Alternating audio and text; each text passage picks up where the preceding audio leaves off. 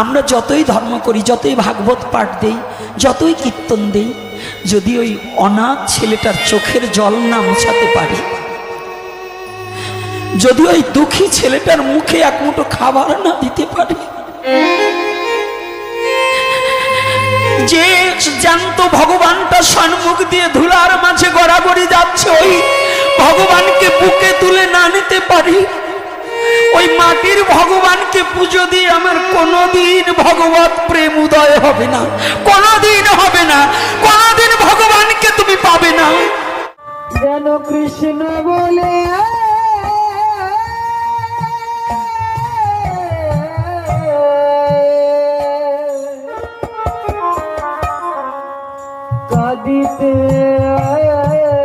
সনাতনী সমাজ থেকে কয় হাজার কাপড় বিতরণ করা হয়েছে এই হাটের দিকে?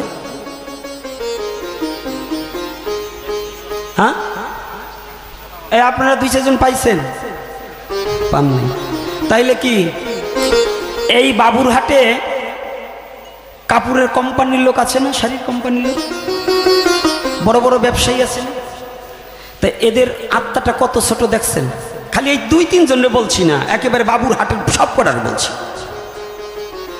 কেমন সনাতনী, একটা হাটে থেকে 2টা করে শাড়ি তুললে পরে একজন একটু দায়িত্ব নিয়ে কয়েকশো শাড়ি হতো না? হতো কিনা? কয়েকশো 3 পিস হতো না? কয়েকটা লুঙ্গি হতো না? কয়েকটা ধুতি হতো না? দেওয়ার মতো লোক আছে না? আছে কিনা? আমার গৌতম ইচ্ছা করলে 200 শাড়ি দিবার পারত। আমি নাম বলে দিলাম, যাই বলবা এই ভিডিওটা দেখাবা। আমার গৌতমের মনও আছে, আমার সুবেশেরও মন আছে, আমার সুমনেরও মন কম না, আমার পলাশ আসলে আমার পলাশেরও মন আছে, ওরা দিবার চায়, কিন্তু দায়িত্ব নিয়ে কেউ নেয় না। আমরা তো ধর্ম ধর্ম করি, ধর্ম কোথায়? খালি ভাগবত পাঠ দিলেই ধর্ম হয়ে গেল, আর ঘন্টা বাড়িয়ে কিছু খাবারের আয়োজন করলে ধর্ম হয়ে গেল না। ধর্ম মূল তা করি না, অধর্মের ধর্ম বলে চালিয়ে দিচ্ছি। কালী পূজা, দুর্গা পূজা একটা চেতাইয়ে গ্রামে দলাদলি বাজাতে পারি, ওটা অধর্ম নয়? ধর্মের নামে অধর্ম নয়? আর যেখানে ধর্ম সেটা করছি না। কি ধর্ম? এই বাবুরহাট থেকে যদি 200 খানা শাড়ি, 150টা 3 পিস, 200 খানা ধুতি, ছোট বাচ্চাদের জামা কাপড় নিয়ে যদি এই পুজোর 5 দিন আগে যারা গরিব দুঃখী অসহায়, এমন ছেলে আছে তার মাও নেই বাবা নেই, এমন মেয়ে আছে মা আছে বাবা নেই, মা কত কষ্ট করে তাদের মুখে 2টো খাবার দিয়ে একটা পোশাক দিতে পারে না, জানেন? আপনার ছেলের গায়ে একটা পোশাক দেখে ওই বাবাহারা ছেলেটা পথের পাশে দাঁড়িয়ে কাঁদে।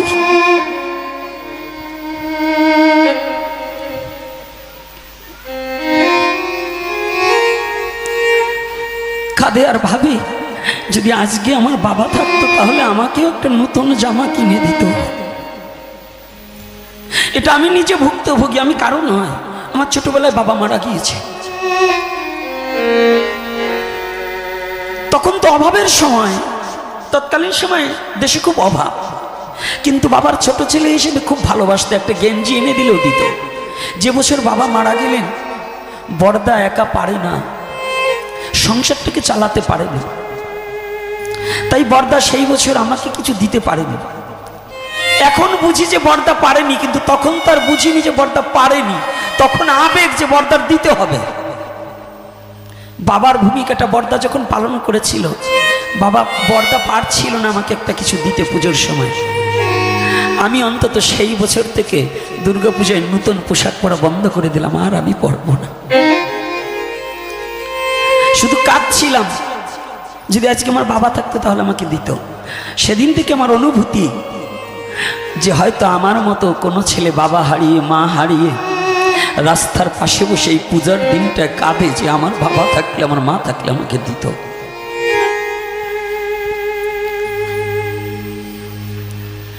আপনাদের ভগবান অর্থ দিয়েছে, দেওয়ার মতো একটা মন দিয়েছে, আপনাদের সেই জায়গাটা তৈরি করে দিয়েছে। আজকে জানেন, আমরা যতই ধর্ম করি, যতই ভাগবত পাঠ দেই, যতই কীর্তন দেই, যদি ওই অনাথ ছেলেটার চোখের জল না মোছাতে পারি,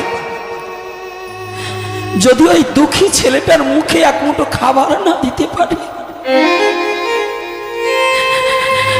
যে জ্যান্ত ভগবানটা সম্মুখ দিয়ে ধুলার মাঝে গড়াগড়ি যাচ্ছে, ওই ভগবানকে বুকে তুলে না নিতে পারি, ওই মাটির ভগবানকে পুজো দিয়ে আমার কোনোদিন ভগবত প্রেম উদয় হবে না, কোনোদিন হবে না, কোনোদিন ভগবানকে তুমি পাবে না।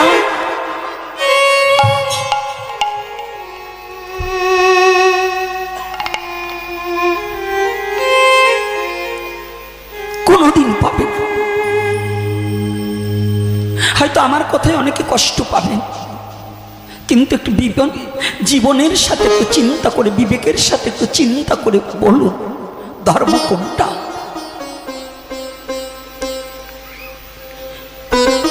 কারো কারো দুর্গাপূজার মধ্যেও 1000 টাকা নয় 50,000 লাখ টাকার মদ কিনে দুর্গাপূজায় আনন্দ করা হচ্ছে। কত আলোক সজ্জায় সজ্জিত করে মায়ের পূজা দিচ্ছে। পাশের বাড়ি একটা অসহায় বৃদ্ধ মা, তার ঘরে এক মুঠো চাল নেই, ও মাটির দুর্গাপূজা করছে, আর ওই জ্যান্ত মার বুকে বস্ত্র নেই।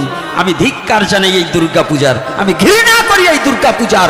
যদি যত সময় পর্যন্ত ওই নির্বস্ত্র মায়ের অঙ্গে বস্ত্র না দিয়ে মাটির মাকে 20,000 টাকা দামের বস্ত্র পরানো, এটা ধিক্কার জানাই এই সমাজকে, এই জাতিকে, এই পুজোকে।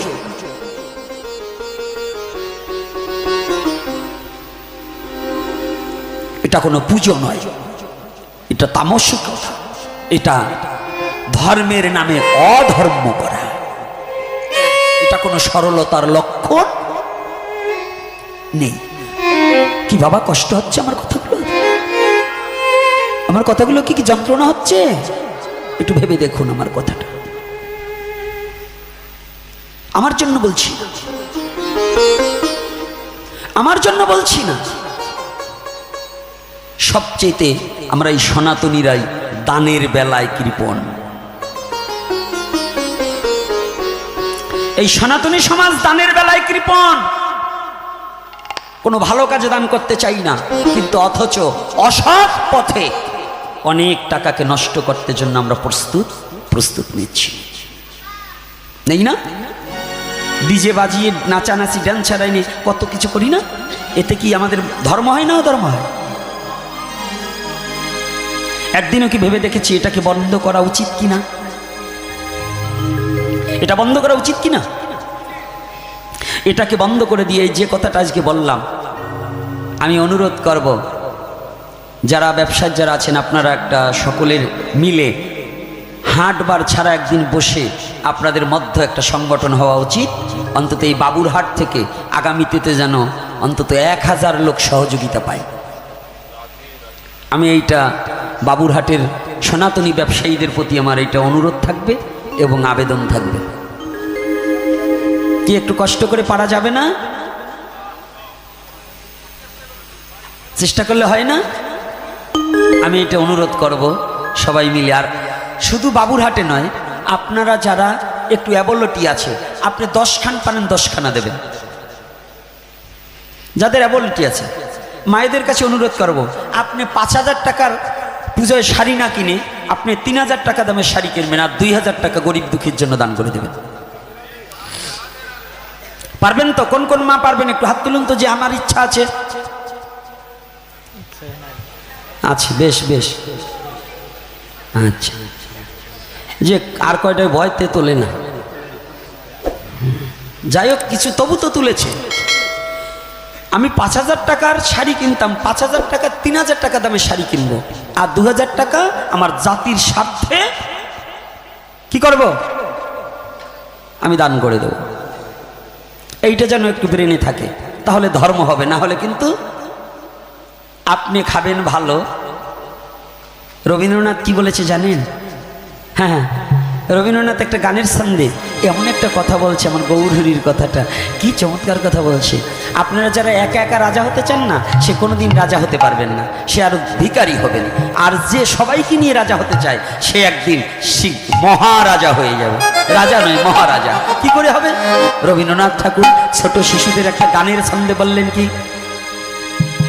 আমরা সবাই রাজা, আমরা সবাই রাজা, আমরা সবাই রাজা আমাদের রাজা রাজেতে, নইলে আমরা রাজার সাথে মিলব কি স্বার্থে, আমরা সবাই রাজা।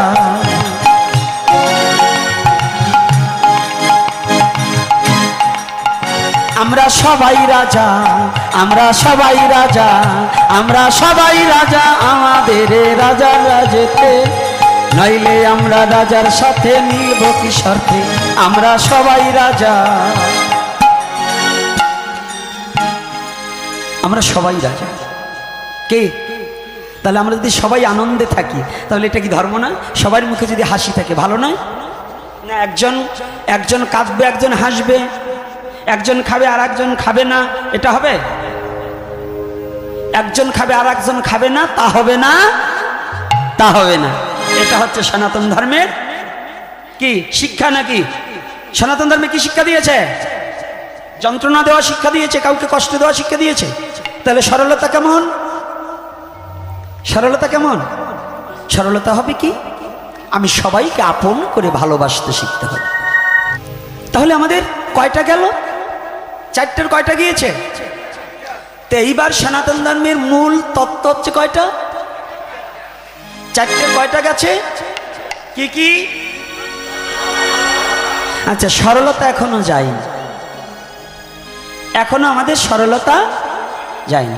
সরলতা কি করে আসলে? সরলতা এই বাড়িতে ভাগবত হচ্ছে, এই মণ্ডল বাড়িতে দেখবেন পাশের বাড়ির একজন যদি একটু কম পড়ে, আমি ওর বাড়ি যাব না,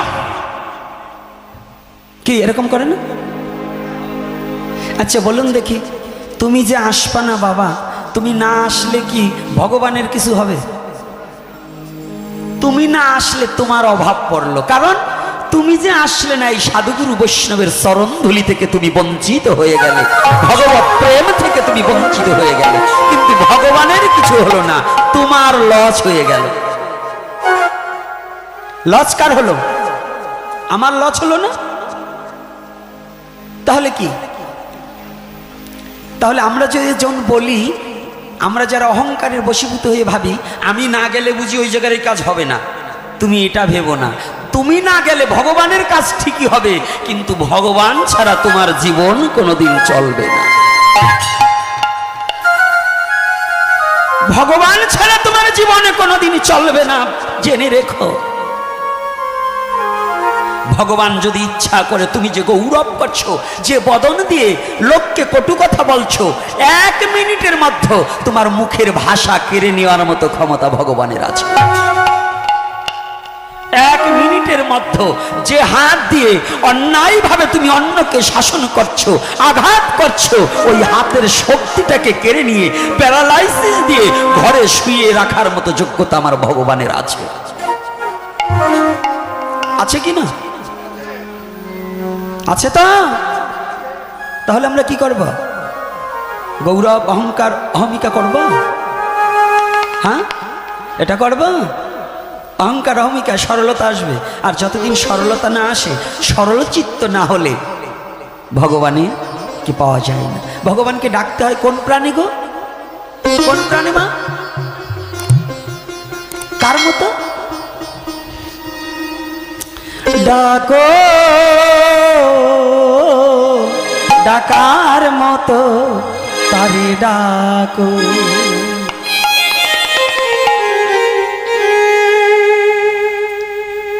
ডাকো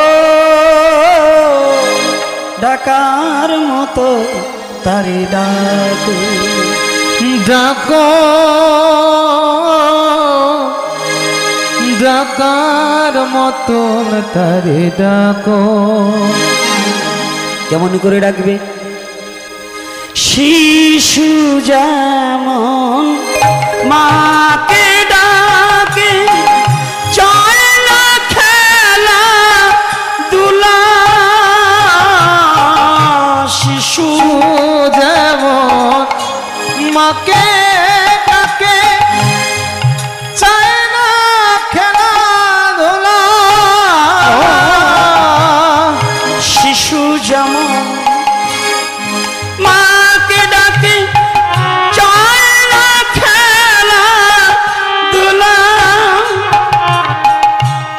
শিশু যেমন মাকে ডাকে চায় না খেলা ধোলা।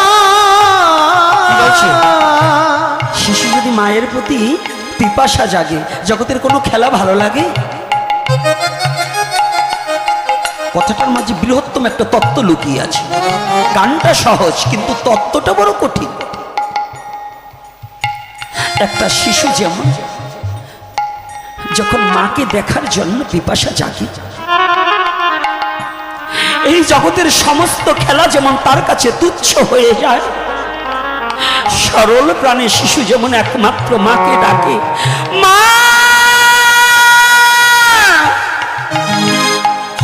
মা, একটিবার আমাকে দেখা দাও। জগতের সমস্ত খেলা যেমন তার কাছে তুচ্ছ হয়ে যায়,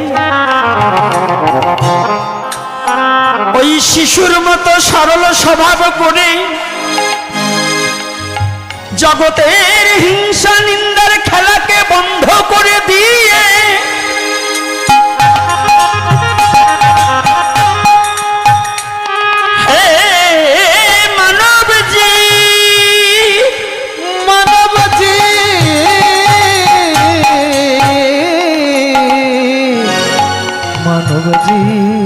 তোমার অহংকারের খেলাটাকে বন্ধ করে দিয়ে শুদ্ধ চিত্তে একবার কৃষ্ণ বলে ডাকো, কৃষ্ণ বলে ডাকো। তুমি শিশুর মতো সরল হয়ে একবার কৃষ্ণ বলে কাঁদো, কৃষ্ণ বলে কাঁদো।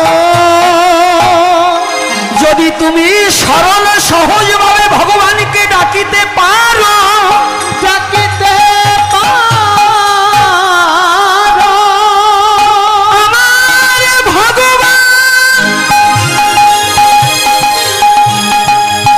গোলকে থেকে ভুলকে আসিয়া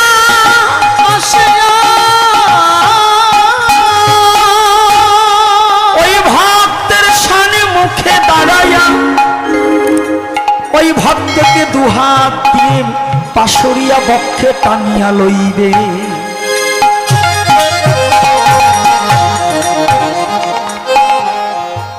এটাকেই বলছে সরলতা।